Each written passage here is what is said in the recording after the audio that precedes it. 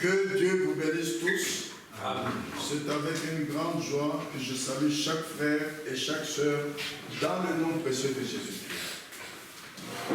Par la grâce de Dieu, nous avons atteint l'avant-dernier dimanche de l'an 2023. Excusez-moi pour l'erreur que j'ai faite dimanche passé. On disait que c'était ça, l'avant-dernier dimanche. Non, c'est aujourd'hui l'avant-dernier dimanche. Et le prochain dimanche sera le dernier.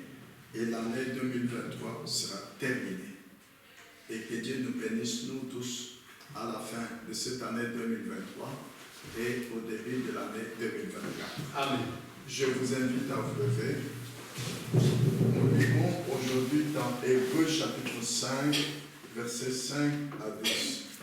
Et puis vous allez vous asseoir. Je vais continuer du verset 11 jusqu'au verset 14. Nous commençons par Hébreux chapitre 5, versets 5 à 10.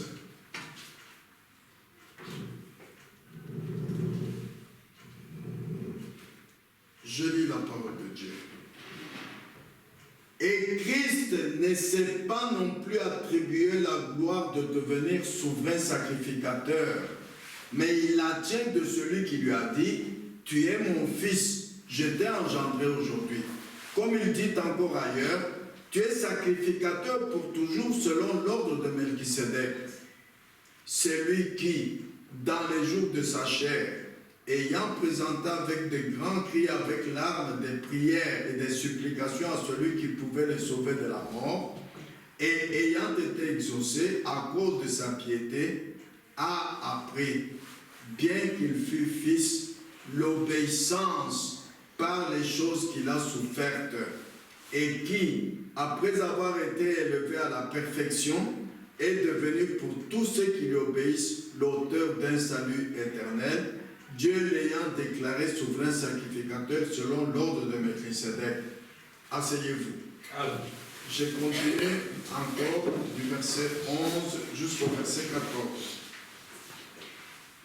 Nous avons beaucoup à dire là-dessus et des choses difficiles à expliquer parce que vous êtes devenus lents à comprendre.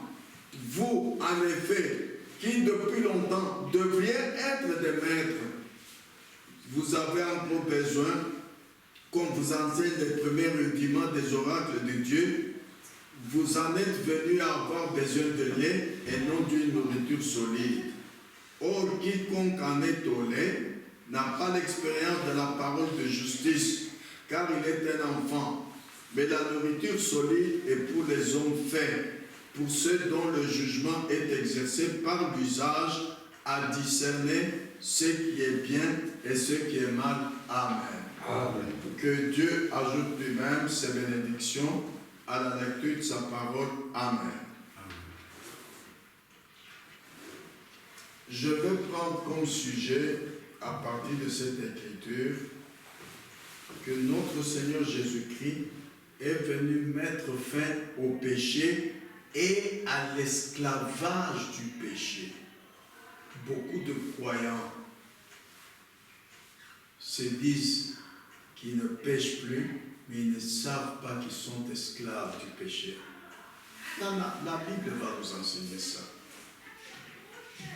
Nous lisons dans Romains 6, 6, voilà pourquoi Jésus nous a sauvés, alors que chacun examine dans sa vie si réellement tel est le cas. Romains chapitre 6, verset 6, sachant que notre vieil homme a été crucifié avec lui, afin que le corps du péché fût détruit, pour que nous ne soyons plus esclaves du péché. Amen. Amen. Pour que nous ne soyons plus esclaves du péché. Beaucoup de ceux qui disent qu'ils ont cru sont encore esclaves du péché, mais ils sont des enfants. Ils ne savent pas discerner ce qui est bien de ce qui est mal.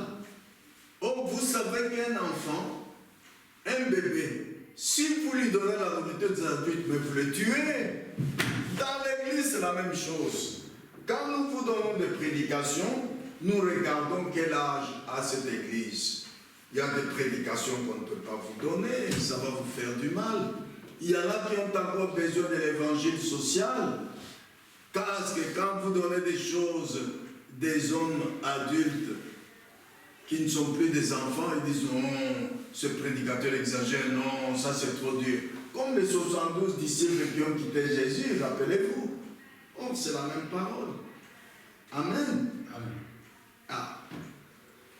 Frères et sœurs, demain c'est la Noël. Et Noël est une fête païenne. Un croyant ne fête pas Noël. Parce que Dieu a dit en 1 Jean 2,15, n'aimez point le monde ni les choses qui sont dans le monde.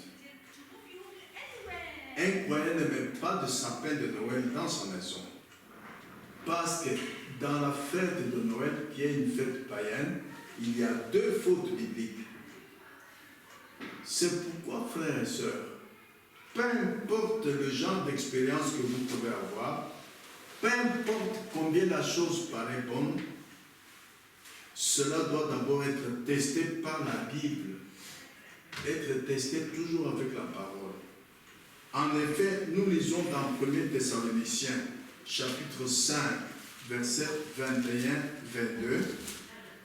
Lisons 1 Thessaloniciens, chapitre 5.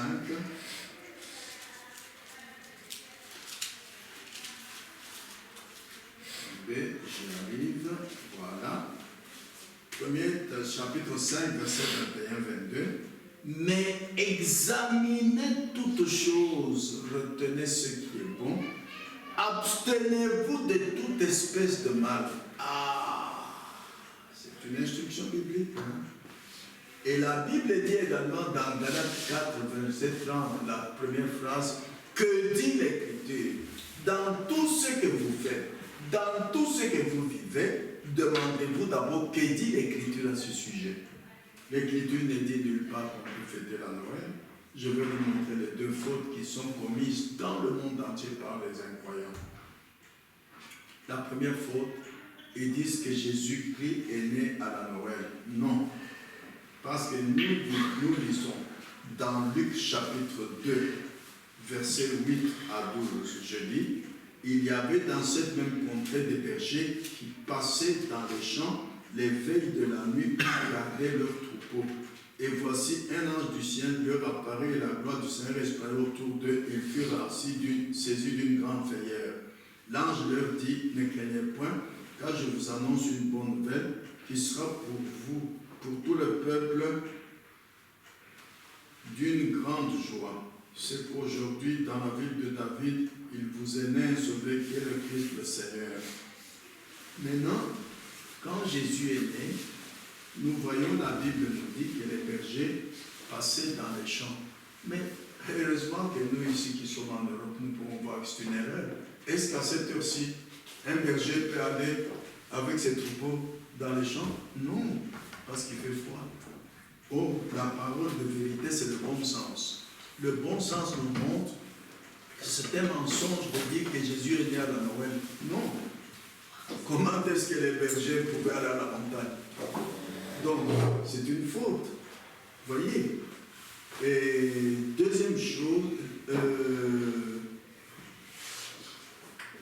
deuxièmement, Jésus, lorsqu'il enseignait ses disciples, ne leur a pas dit de fêter et de se souvenir de sa naissance. Non, la Bible est là, nulle part.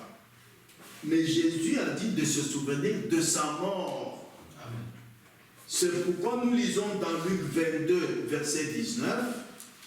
Lisons Luc 22, verset 19. Ensuite, il prit du pain. Après avoir rendu grâce, il les rompit et leur donna en disant, ceci est mon corps qui est donné pour vous. Faites ceci en mémoire de moi. Pourquoi est-ce qu'il a dit ça? La Bible se complète elle-même. Nous lisons maintenant ce que l'apôtre Paul a dit en 1 Corinthiens 11. 1 Corinthiens 11, versets 24 à 26. Vous allez voir pourquoi Jésus a dit de se souvenir de sa mort. 1 Corinthiens 11, 24 24 à 26. Car j'ai reçu du Seigneur ce que je vous ai enseigné. C'est que le Seigneur Jésus, dans le lieu où il fut livré, prit du pain, et après avoir rendu grâce, le rompit et dit, ceci est mon corps qui est rompu pour vous, faites ceci en mémoire de moi. De même, après avoir soupé, il prit la coupe et dit, cette coupe est la nouvelle alliance en mon sang, faites ceci en mémoire de moi, toutes les fois que vous en boirez. Car, écoutez maintenant pourquoi il a dit ça. Toutes les fois que vous mangez ce pain et que vous buvez cette coupe, vous annoncez la mort du Seigneur jusqu'à ce qu'il vienne. Amen. Amen. Jésus-Christ nous a dit d'annoncer sa mort, pas sa naissance. Si je peux me souvenir de Jésus à la croix, de ce qu'il a fait pour moi, et que je peux me souvenir de l'heure où il a ôté mes péchés, pas à sa naissance, à sa mort, et qu'il m'a donné le Saint-Esprit pour me conduire, alors je serai élevé au-dessus de tout ce qui soutient ce monde.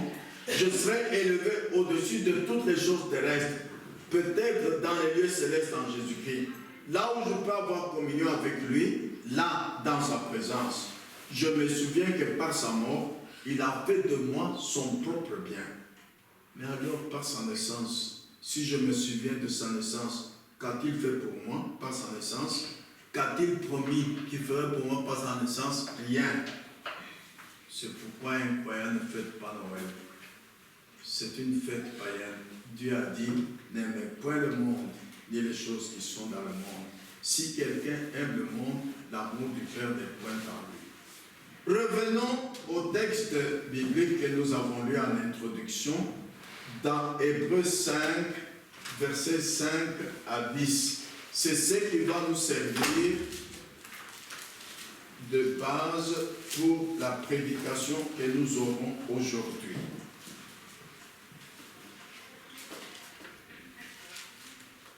Et Christ ne s'est pas non plus attribué la gloire de devenir souverain sacrificateur, mais il la tient de celui qui lui a dit, « Tu es mon fils, je t'ai engendré aujourd'hui. » Comme il dit encore ailleurs, « Tu es sacrificateur pour toujours selon l'ordre de Melchisédek. » C'est lui qui, dans les jours de sa chair, ayant présenté avec des grands cris, avec larmes de prières, et des supplications à celui qui pouvait le sauver de la mort, et ayant été exaucé à cause de sa piété, a appris, bien qu'il fût fils, l'obéissance. Par quoi? Par la théologie? Non. Par les prières? Non.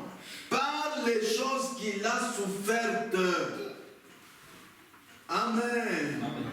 Et qui, après avoir été élevé à la perfection, est devenu pour tous ceux qui lui obéissent l'auteur d'un salut éternel, Dieu l'ayant déclaré souverain sacrificateur selon l'ordre de Melchisédek. Amen. Amen. Remarquez quelque chose dont nous parlons rarement. Jésus est le seul qui a été rendu parfait.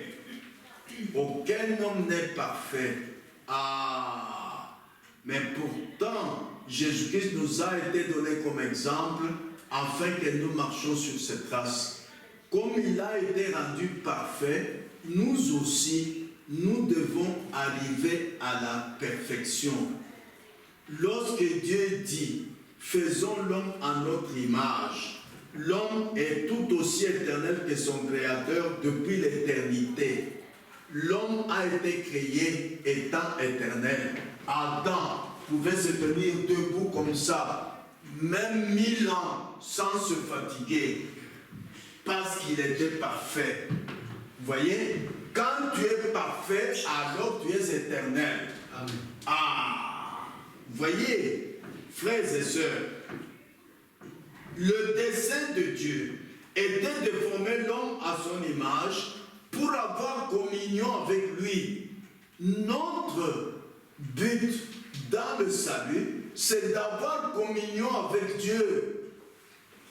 C'est pourquoi Jésus a dit dans Jean 17, verset 3, « La vie éternelle, c'est qu'ils te connaissent, toi le seul vrai Dieu. » Frères et sœurs, ne venez pas ici pour découvrir les nouvelles figures de nouveaux frères et de nouvelles sœurs. C'est bien, mais le but à atteindre, c'est de retourner dans la communion avec Dieu. Amen. Notre but en venant pour avoir le salut, c'est de retourner dans la communion avec Dieu, de connaître Dieu. Amen. Or, le péché nous a introduits dans un lieu de corruption. Pourtant, savez-vous qu'il n'y a qu'un seul moyen pour vous tenir dans la présence de Dieu? Pour avoir communion avec Dieu, c'est en étant parfait. Tant que vous n'êtes pas parfait, vous ne pouvez pas être en communion avec Dieu. Car Dieu ne peut pas tolérer des choses non saintes. En ce qui est exigé de nous, c'est d'être parfait. Mon frère Jean-Marie, tu peux lire dans Matthieu chapitre 5, verset 48. Voici le commandement que Jésus avait donné à ses disciples. Matthieu chapitre 5, verset 48. Soyez donc parfaits comme votre Père Céleste est parfait. Quand vous êtes sauvés, vous avez besoin d'avoir le baptême du Saint-Esprit. Pourquoi? Pour que vous puissiez tendre dans la perfection. De vous-même, vous ne pouvez pas aller dans la perfection. Il faut le baptême du Saint-Esprit et il faut que vous soyez obéissants quand le Saint-Esprit vous conduit. C'est pourquoi l'apôtre Paul dit dans Hébreux 6, versets 1 et 2. Lisons cela. Hébreux chapitre 6, 1 et 2. C'est pourquoi, laissant les éléments de la parole de Christ, tendons à ce qui est parfait, sans poser de nouveau le fondement du renoncement aux œuvres mortes, de la foi en Dieu, de la doctrine des baptêmes, de l'imposition des mains, de la légion des morts et du jugement éternel. C'est ce que nous ferons si Dieu le permet. Parce que vous savez, croire en Dieu, il peut y avoir l'imitation charnelle. Quelqu'un peut ne pas avoir la foi, mais aller à l'église même 20 ans, 30 ans. Comme Judas, il n'a jamais eu la foi, mais il était là dans la meilleure église qui soit. Vous voyez, ça peut être imité. La doctrine des baptêmes. Vous pouvez être baptisé dans le nom de Jésus-Christ, mais vos péchés sont sur vous. Nous allons découvrir. Quand les gens ne découvrent pas qu'est-ce que c'est que ne plus être esclave du péché, tu peux te dire que tu es saint, ça se voit extérieurement, mais tu es toujours esclave du péché. Ça peut être imité aussi. L'imposition des mains, c'est spirituel, mais ça peut être imité charnellement aussi. Alors, c'est pourquoi l'apôtre Paul dit, maintenant, nous devons abandonner ces choses. Nous ne devons pas poser de nouveau le fondement à ces œuvres qui sont mortes. Les œuvres que l'homme peut faire lui-même, bien que c'est écrit dans la Bible, c'est une œuvre morte. Jésus a dit, le Fils ne peut rien faire de lui-même. Il ne fait que ce qu'il va faire au Père. Un vrai chrétien aussi va parler comme l'apôtre Paul en disant, en Galates 2:20, ce n'est plus moi qui vis, c'est Christ qui vit en moi.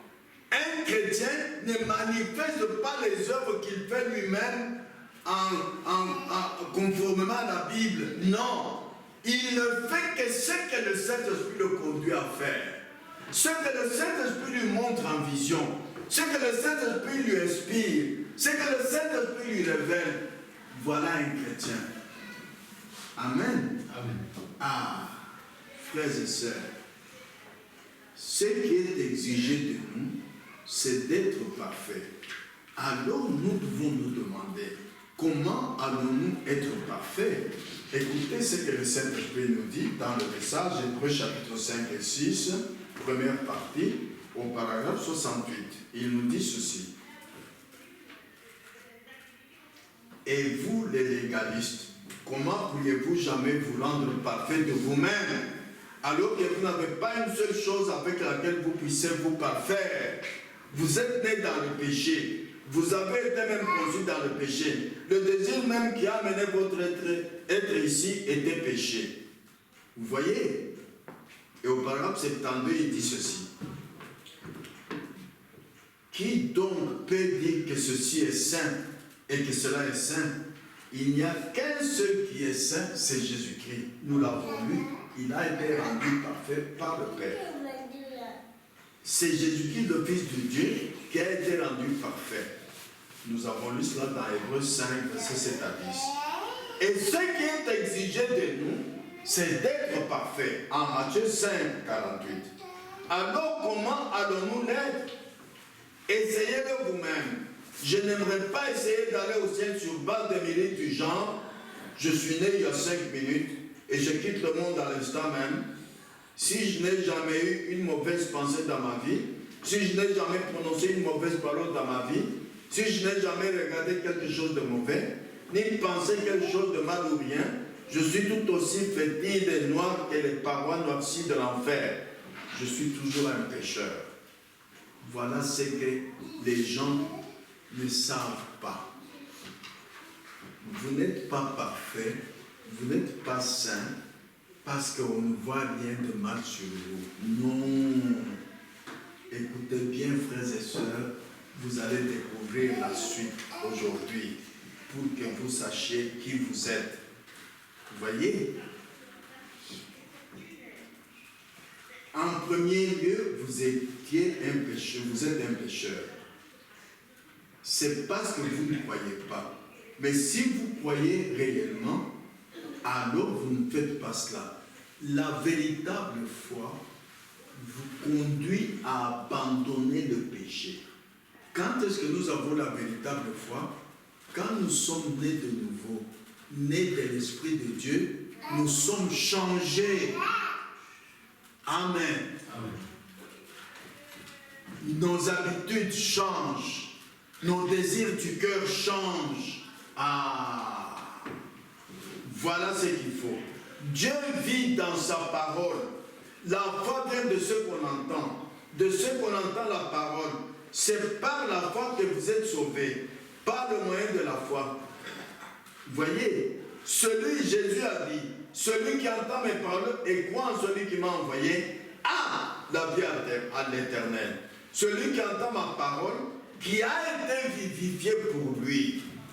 Un croyant né de nouveau, quand il a réellement la foi, chaque fois qu'il entend la parole est vivifiée pour lui. Lui, il ne fait pas d'effort pour la mettre en pratique. Non. Mon frère Jean-Marie lit dans Jean chapitre 6, verset 63.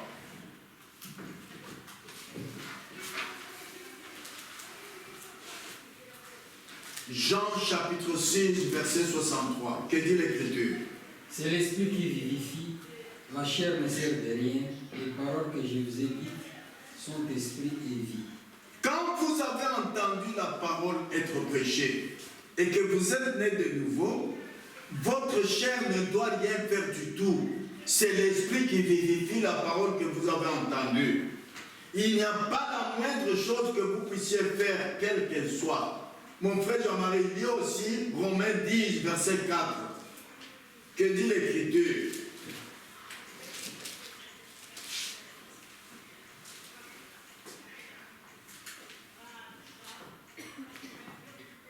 Car Christ est la fin de la loi pour la justification de tous ceux qui croient. Pour la justification, mais dans vos bonnes œuvres, que vous faites parce que vous avez lu la Bible de vous-même. Vos bonnes œuvres que vous faites parce que vous avez entendu la Bible dire « Ah, un croyant ne joue pas au cartes ». Alors vous fuyez de jouer au cartes. Où allez-vous trouver la justice de Dieu là-dedans? Non, c'est Dieu qui justifie. Vous ne pouvez pas avoir la justice de vous-même. Faites bien attention, frères et sœurs. C'est l'Esprit qui vivifie. La chair ne sert de rien. Alléluia. Nous avons lu dans Hébreux 5, verset 13. Et nous pouvons relire cela pour attirer votre attention. Hébreux 5, 13. Or, quiconque en est tollé n'a pas l'expérience de la parole de justice. Ah, savez-vous qu'est-ce que c'est que la parole de justice? C'est là. Si vous n'avez pas entendu, vous n'avez pas compris, il faut poser des questions. Qu'est-ce que c'est que la parole de justice? La Bible vous répond. Mon frère Jean-Marie, tu peux lire Romains, chapitre 8, versets 1 à 5. Il n'y a donc maintenant aucune condamnation pour ceux qui sont en Christ. En Jésus-Christ, oui. En Jésus-Christ, oui.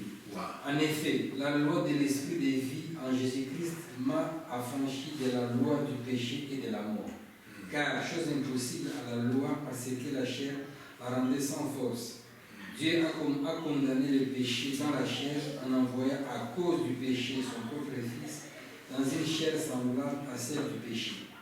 Et cela afin que la justice de la loi fût accomplie en nous, qui marchons non selon la chair, mais selon l'esprit. C'est en effet qui vivent selon la chair s'affectionnent aux choses de la chair, tandis que ceux qui vivent selon l'esprit s'affectionnent aux choses de l'esprit. Pour vivre la parole de justice, vous devez marcher selon l'esprit et non pas selon la chair. Ah. Beaucoup de frères et sœurs n'ont pas compris quand la Bible dit en Romains, ceux qu'il a connus d'avance, Dieu lui-même les a appelés. Ceux qu'il a appelés, Dieu lui-même les a justifiés. Ceux qu'il a justifiés, Dieu lui-même les a sanctifiés. Ceux qu'il a sanctifiés, Dieu lui-même les a glorifiés. Ça, c'est Dieu qui le fait, pas la chair, pas l'homme. Écoutez bien, c'est là le chemin des dénominations et l'erreur de toutes les dénominations. L'homme fait quelque chose et il est acclamé. Non, l'homme n'a rien à faire dans l'église de Dieu. Il faut Christ. Il faut l'Esprit de Dieu. Ou alors, vous avez mal lu la Bible. C'est Dieu qui justifie. C'est Dieu qui sanctifie. C'est Dieu qui glorifie. C'est Dieu qui a rendu son Fils Jésus parfait. Et c'est Dieu qui nous rendra dans la perfection. Comment? Si nous marchons selon l'Esprit et non selon la chair. Jésus, en 1 Corinthiens 1, 30, verset 31, devait devenir nous, afin que par sa grâce, nous puissions devenir comme lui. Car dans les anciennes lois, pour qu'un homme soit un rédempteur, il devait d'abord être un parent. C'est écrit dans le livre de Ruth. Pour nous, nous lisons dans la Bible que Jésus s'est abaissé, que Dieu s'est abaissé au-dessus des anges et il a pris une forme de chair, car c'est la chair qui était tombée, c'est-à-dire nous les êtres humains. Et ce sont eux, les êtres humains, qui avaient besoin de la rédemption. Alors, Jésus, pour être parent rédempteur, Dieu, pour être notre parent rédempteur, devait prendre la même chair que nous. C'est pourquoi Jésus est venu dans le monde. Jésus était homme, il était chair comme nous, et son corps avait un commencement, il a eu une fin. Le Fils de Dieu n'est pas éternel, c'est un mensonge, c'est anti-biblique. Le Fils de Dieu est né, amen. On a vu la chair, il a commencé bébé, il a grandi comme nous ici sur terre, et il a commencé à prêcher l'évangile et l'Esprit de Dieu qui est entré en lui dans la plénitude a fait de lui Dieu fait chair. Jésus était Dieu manifesté dans la chair humaine. Le corps c'était un homme, mais l'Esprit qui était en lui c'était Dieu. Le corps est mort.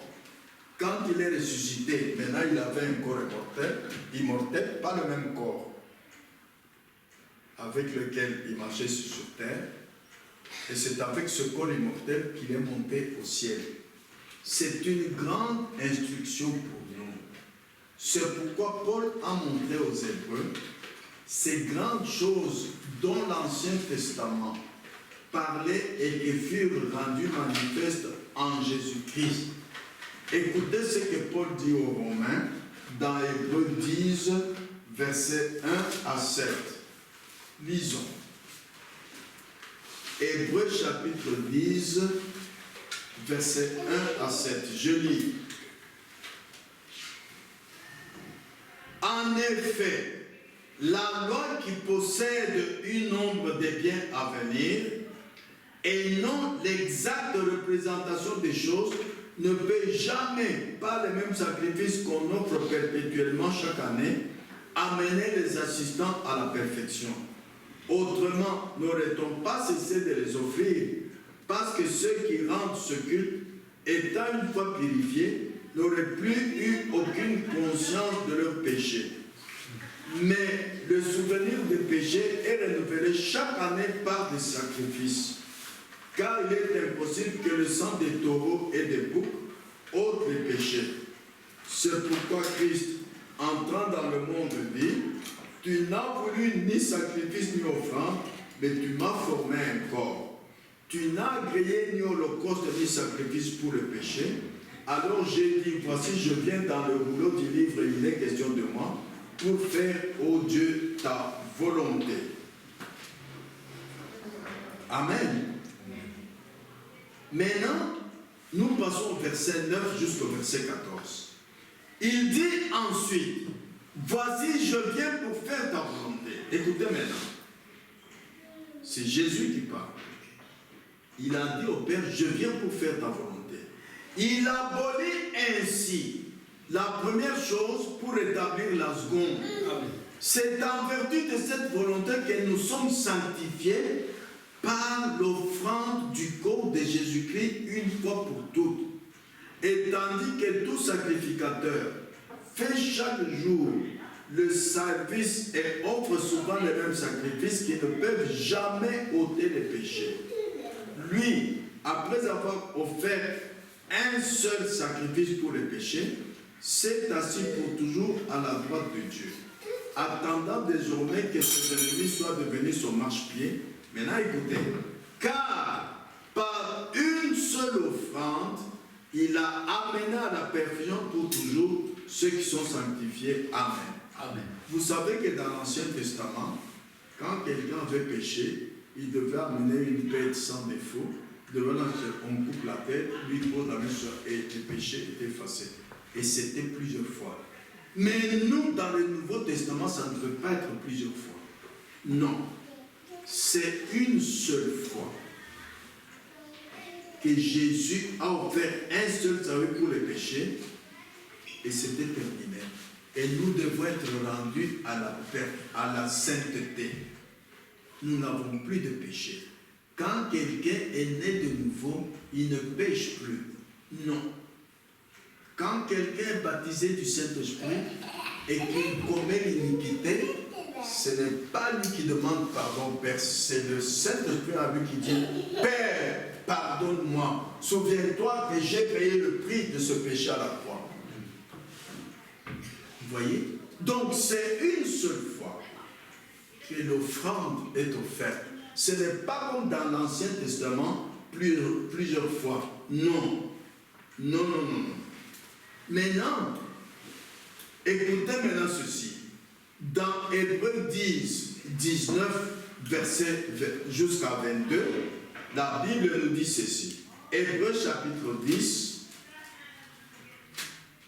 verset 19 à 22. Ainsi donc, frères, puisque nous avons, au moyen du sang de Jésus, une libre entrée dans le sanctuaire, par la route nouvelle et vivante qu'il a inaugurée pour nous au travers du voile, c'est-à-dire de sa chair. Et puisque nous avons un souverain sacrificateur établi sur la maison de Dieu, maintenant écoutez, approchons-nous avec un cœur sincère, dans la plénitude de la foi, les cœurs purifiés d'une mauvaise conscience et le corps lavé d'une eau pure. Ah! C'est ici le verset que beaucoup de croyants ne découvrent pas. Il faut les deux. Il ne faut pas seulement dire, écoutez, je ne vole plus, est-ce que vous me voyez voler, est-ce que vous voyez voler? Non. Maintenant, il faut voir les désirs de votre cœur. Il n'y a aucun homme qui peut voir les désirs de votre cœur. mais Dieu les voit. Ah, c'est pourquoi, avec le sang de Jésus, il nous faut avoir les cœurs purifiés d'une mauvaise conscience, purifiés de mauvais désirs, et le corps lavé d'une eau pure. Voilà la sanctification que Dieu nous offre. Ça, ce n'est pas qu'on est dans la dénomination. Vous savez, moi j'ai compris que vraiment, Dieu m'avait connu avant la fondation du monde par deux choses dans ma vie. La première chose, comme je suis le dernier de ma famille, ma mère a tout fait pour qu'il ait un enfant après moi. Elle n'a pas réussi. De 2, 3, 4, 5 ans, ma mère me disait toujours, mais mon fils Kanda, mais va m'appeler ton petit frère ou ta petite soeur, parce que les parents, d'antan, les ancêtres pensaient que le dernier enfant qui est né, c'est lui qui va appeler le suivant. C'était ça leur foi. Quand ma mère me faisait qu'elle me répétait ça, un jour je lui ai dit, mais maman, tu ne fais que me répéter ça. Mais attends, quand j'aurai mis l'échelle est montée au ciel, alors je redescendrai avec un petit frère ou une petite soeur. Mais je ne savais pas comment j'ai parlé de l'échelle. Mais quand j'ai cru la parole de vérité, j'ai trouvé ce verset dans la Bible. Amen. Que Jacob avait vu une échelle posée de la terre jusqu'au ciel, les anges montaient, j'ai dit, ah, comment est-ce qu'à 3, 4, 5 ans je pouvais prononcer une telle parole biblique? Amen. Ah, et de deux, quand j'étais catholique, ça bouillonnait dans mon cœur. J'ai dit, mais quel est ce Dieu qui pardonne les péchés? Quand le soir, samedi, je vais à la confession chez le prêtre, je confesse mes péchés. Dimanche matin, je prends la communion. Dimanche soir, les mêmes mauvais désirs me reviennent dans le cœur. Je ne comprenais pas. Ça me tourmentait. Je disais, non, il y a quelque chose qui ne va pas. Et c'est vrai. Si ça vous arrive aujourd'hui, sachez que vous n'êtes pas en ordre avec la parole de Dieu. Le sang de Jésus-Christ purifie et votre corps qui est lavé du péché. On ne voit plus de péché à l'extérieur. Et il enlève les mauvais désirs du cœur. Vous ne pouvez plus être esclave du péché. Amen. Pour dire, moi je ne peux pas abandonner de fumer, je ne peux pas abandonner de boire, c'est impossible, mon cœur me pousse toujours à le faire. Vous avez raison, c'est qu'en ce moment-là, vous êtes toujours esclave du péché. Regardez bien comment vous avez marché sur la voie du salut. Amen. La Bible dit, les cœurs purifiés d'une mauvaise conscience, c'est-à-dire le cœur purifié des mauvais désirs, c'est le sang de Jésus qui le fait. Ce n'est pas vous qui faites des efforts. Regardez maintenant, parce qu'on a écrit sur la cigarette, sur le paquet de cigarettes, fumez-tu. Maintenant, les pharmaciens ont inventé un produit, vous le prenez et vous n'avez plus envie de fumer. Il y en a qui réussissent, il y en a qui ne réussissent quand même pas. Vous pouvez prendre ce produit, vous avez toujours envie de fumer. Parce que rien ne peut vous enlever de l'esclavage du péché. C'est seulement le sang de Jésus-Christ. Les mauvais désirs partent. Et le corps est lavé d'une eau pure. L'eau, c'est la parole. L'eau pure, c'est la parole pure. Vous voyez? Nous lisons maintenant ce que le Saint-Esprit nous dit dans le message. Au paragraphe 55, il dit ceci. Qu'avons-nous découvert que Jésus était? Nous savons qu'il était le grand Jéhovah Dieu rendu manifeste en chair. Nous avons vu qu'il était non un prophète, mais la plénitude de la divinité corporellement. Il était Jéhovah fait chair. Et le corps, Jésus ne faisait que lui servir de tabernacle, Dieu demeurant dans l'homme. Bon. Et aussi, il était Melchisédek, le souverain sacrificateur, comme un homme. Lorsque cette théophanie a été faite chair et qu'elle habita parmi nous, alors par sa mort, nous recevons nous-mêmes son esprit et nous n'avons pas de faim. Nous avons la vie éternelle. Ce que Dieu fait provient de Dieu. Cela est aussi éternel que Dieu l'est. L'homme est tout aussi éternel que son Créateur, car il a été fait depuis l'éternité. Amen. Amen. ce que Dieu fait, ça reste éternellement. Quand tu es sanctifié par le sang de Jésus-Christ, tu ne peux plus retourner au mal. Tu ne peux plus avoir le désir de mal. Non. Jésus, par sa mort, c'était pour parfaire l'Église et amener l'Église à la soumission. Quelle soumission? Jésus lui-même, un jour, a demandé aux pharisiens qui peut m'accuser d'incrédulité. Oh, Jésus a été tenté en toutes choses. Vous lisez bien en Matthieu 4. Mais sans jamais commettre le mal. Pourquoi? Parce qu'il a dit le Fils ne fait rien de lui-même. C'est-à-dire, le Fils, son corps obéit totalement à l'Esprit qui est en lui. Voilà la vie d'un chrétien. Un chrétien, une chrétienne, son corps doit totalement obéir à la conduite du Saint-Esprit qui le conduit. Amen.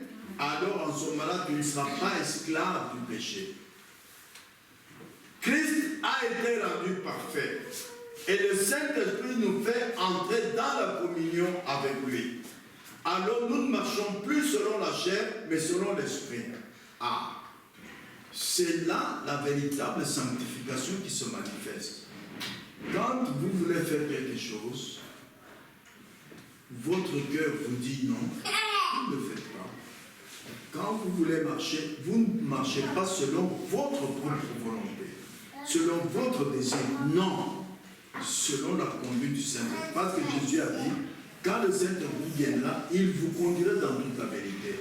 Mais là, les croyants ne voient pas qu'il y a quelque chose qu'il faut compléter. Quand vous êtes conduit par le Saint-Esprit, vous devez obéir à ce que le Saint-Esprit vous dit. Votre corps doit être soumis à la conduite du Saint-Esprit. Alors, vous ne devez plus marcher selon la chair, mais vous devez marcher selon l'Esprit. C'est pourquoi Dieu dit, n'aimez pas le monde, ni les choses qui sont dans le monde, la convoitise de la chair, la convoitise des yeux. Si quelqu'un aime les choses du monde, l'amour du Père n'est point dans lui. Quand le Saint-Esprit vous conduit, il vous conduit à marcher selon l'Esprit. Peu importe si cela va se faire souffrir votre corps, vous allez obéir au Saint-Esprit. Mais prenez l'exemple dans l'Ancien Testament de Meshach, Shadrach, Abednego. Le Saint-Esprit les a conduits à ne pas s'agenouiller devant la statue du roi. Quand ils ont refusé, le roi leur a dit, mais regardez cette fournaise ardente, si vous ne vous agenouillez pas, on va vous jeter. Quel Dieu viendra vous sauver? Ils ont dit, notre Dieu viendra nous sauver. La foi est une ferme assurance des choses qu'on espère, une ferme assurance d'espérer que Dieu les sauvera de la souffrance que Jésus la chair, parce que je marche selon l'Esprit. Rappelez-vous Job, quelle souffrance il a eue. Est-ce qu'il a failli? Non. Voilà l'image d'un croyant dans le Nouveau Testament. Vous allez amener votre chair, votre corps, à marcher selon l'Esprit, en obéissant au Saint-Esprit, même si cela fait souffrir votre chair, même si cela va conduire votre corps à la mort, vous allez le faire. Amen. Amen. Ah, frères et sœurs, nous lisons en Romains chapitre 8, versets 3 à 5. Je lis.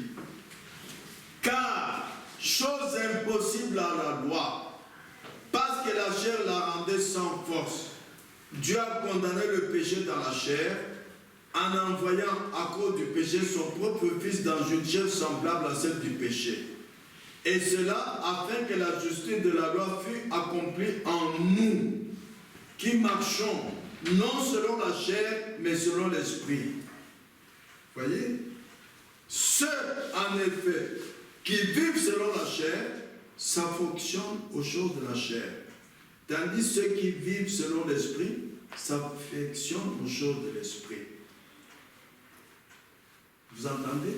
Si vous voyez que depuis que vous avez cru, vous ne parvenez pas à abandonner la cigarette, vous ne parvenez pas à abandonner la boisson, vous ne parvenez pas à abandonner de regarder des mauvais films à la télévision, vous ne parvenez pas à abandonner de voler, vous volez au travail. Quand les gens ne peuvent pas le savoir, vous mettez en poche. C'est normal. Alors découvrez que c'est parce que vous marchez selon la chair. Jésus ne nous a pas sauvés pour que nous marchions selon la chair. Non. Non. Autrement, il aurait laissé la loi de l'Ancien Testament. Ne volez pas, ne tuez pas, ne commettez pas d'adultère. Et vous voyez combien de gaffes il y a eu. Malgré que la loi était là, David a commis adultère avec Bathsheba. Moïse a quitté l'assemblée pendant 40 ans. Vous voyez, il y avait toujours des failles. Mais nous, dans le Nouveau Testament, Jésus n'est pas revenu avec la loi de l'Ancien Testament. Non. Il est venu avec son sang. Quand vous êtes purifié par le sang de Jésus-Christ, il lave votre corps. On ne vous voit plus voler, ni commettre adultère, ni mentir.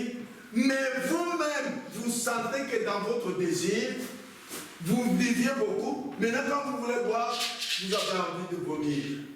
Vous dites, mais qu'est-ce qui se passe? Oui, vous êtes un homme changé. La nouvelle naissance doit vous changer. Parce que Jésus-Christ a payé le prix à la croix de Golgotha. Nous ne devons pas marcher selon la chair, mais nous devons marcher selon